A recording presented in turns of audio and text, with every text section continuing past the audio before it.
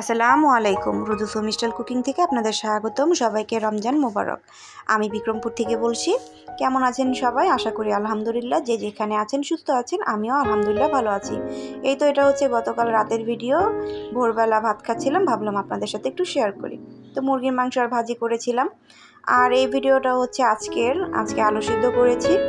আজকেও মুরগির মাংস রান্না করছি। তো অনেকে ভাবতে পারে যে মুরগির মাংস কালকেও খেয়েছে, আজকেও খেয়েছে। আসলে আমাদের ঘরে রোজার মাসে তেমন মাছ রান্না করা হয় না।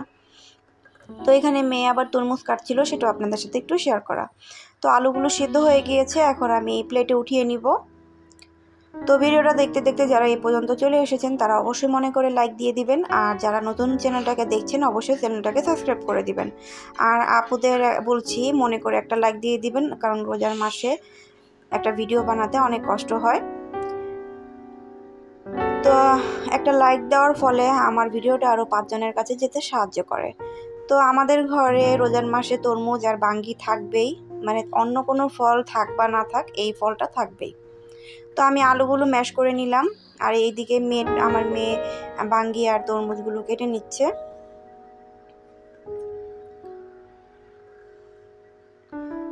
তো আমি আলুগুলো ভর্তা বানিয়ে নিচ্ছি। এখানে পাঁচফোড়ন আর মরিচ গুঁড়া করে রেখেছিলাম, শুকনো মরিচ, ওগুলোকে একসাথে মিশিয়ে আমি ভর্তা করে নিলাম। আর এইদিকে আমি ছোলাগুলোকে বাগার দিব।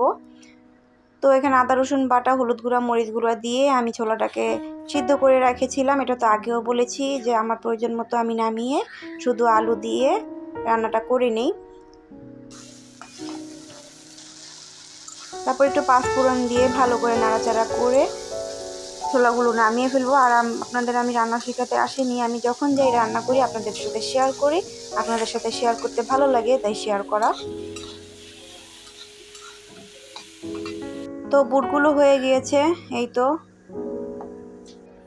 এরপর রাতের জন্য একটু ডালও রান্না করেছি,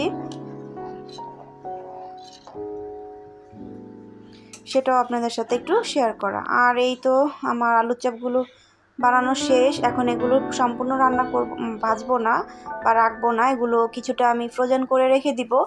আপনারা এরকম চাইলে করতে পারেন। দেখা গেছে আলু সিদ্ধ করতে, ভর্তা বানাতে বা এরকম চপের শেপ দিতে অনেকটাই পরিমাণের কষ্ট হয়ে যায়। তো আমি প্রায় সময় এরকম করি, এরকম বানিয়ে বানিয়ে রেখে দেই 2 দিন 1 দিন বা 2-3 দিনের জন্য বানিয়ে রেখে দিই। যখন লাগবে তখন নামিয়ে শুধু বেসন গুলিয়ে আমি ভেজে ফেলি, অনেকটাই কাজ আগায়।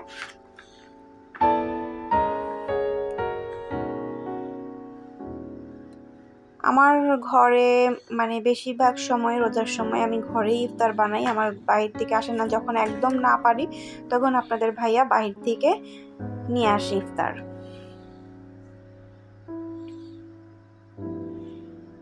তো এই তো 2 দিনের আলুর চপ আর আলুগুলো আমি এভাবে রেখে দিব। তো এখানে ডালগুলো আমি মেখে নিব বড়া বানানোর জন্য, ডালের বড়া। তো বেসনটাও গুলিয়ে নিয়েছি। আর এই দিকে মুড়ি মাখার জন্য পেঁয়াজ, মরিচ, শসা, লেবু এগুলো কেটে নিয়েছি। তো তারপরে এখানে আমি আমার এক আপুর ভিডিও দেখে 2টা কাঁচামরিচের চপ বানিয়ে নিয়েছি। আর এই যেগুলো দেখছেন এগুলো হচ্ছে গতকাল আপনাদের ভাইয়া বাহির থেকে খাবার এনেছিল, মানে ভাজা পোড়া এগুলো এনেছিল। তো এখান থেকে রয়ে গিয়েছিল, তো এগুলো গরম করে নিলাম। তারপরে আর আমার বানানো চপ বানানো হয়নি বা বড়াও বানানো হয়নি, শুধু 5টা চপ ভেজেছি। এগুলো সব রেখে দিয়েছিলাম।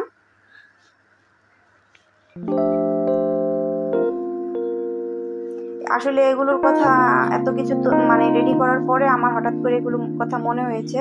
তো দেখুন কতগুলো রয়ে গিয়েছে, তারপর আর এগুলো আর ভাজবো কি। তারপর মেয়ে বলছিল একটু ধনিয়া পাতার চপ বানাও, তো ওর জন্য আমি একটু ধনিয়া পাতার চপ বানালাম। এখানে পেঁয়াজ আর গুঁড়া মরিচ আর বেসন দিয়ে আমি ধনিয়া পাতা দিয়ে বানিয়ে নিয়েছি চপটা। আর এদিকে স্ট্রবেরি এনেছিল, এখানে তরমুজ, খেজুর, বাঙ্গি, আর ওইদিকে আপনাদের ভাইয়া মুড়ি মাখছিল। আমাদের ঘরে এরকম করে মুড়ি মাখে। তো যাই হোক, সবাই রোজার ভিতরে ভালো থাকবেন, সবাই রোজা রাখবেন, সবাই সবার জন্য দোয়া করবেন। আজকের ভিডিওটা এই পর্যন্ত, সবাই ভালো থাকবেন। আল্লাহ হাফেজ।